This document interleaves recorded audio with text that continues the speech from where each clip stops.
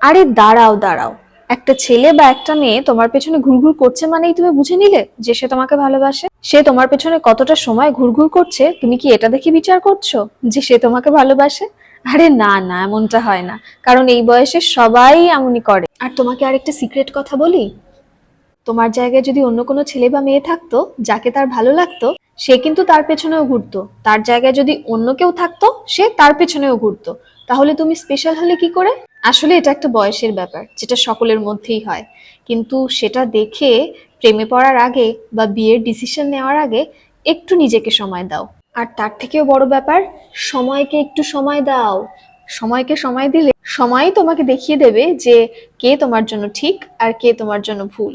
একটা মানুষের সাথে তুমি সারা জীবন থাকতে পারবে কিনা সেটার বিচার কখনো সে তোমার পেছনে কতটা সময় দিচ্ছে সেটা নিয়ে করো না। কারণ এই বয়সে এটা আবেগ থেকে হয়, আর আবেগ একটা বয়সের পরে আর কাজ করে না। তাকে যদি বিচার করতেই হয় তাহলে তার করা ব্যবহারের মাধ্যমে তাকে বিচার করো।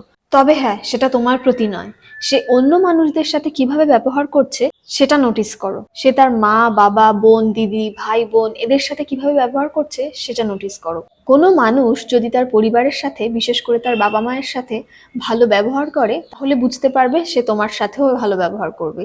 কিন্তু যে আরেকটা মানুষের সাথে ভালো ব্যবহার করছে না অথচ তোমার সাথে খুব ভালো ব্যবহার করছে, তাহলে বুঝে যাবে সেখানে নিশ্চয়ই কোনো একটা ব্যাপার আছে। সে বাকি সবার সাথে খারাপ ব্যবহার করছে মানে এটা বুঝতে হবে সেটা তার নেচার। কিন্তু তার নেচারের বিপক্ষে গিয়ে সে তোমার সাথে ভালো ব্যবহার করছে কেন, এটা কিন্তু বোঝার বিষয়। তাই তোমাদের বলছি, কোনো সম্পর্কে জড়ানোর আগে বা বিয়ের ডিসিশন নেওয়ার আগে এই কথাগুলো একটু মাথায় রেখো।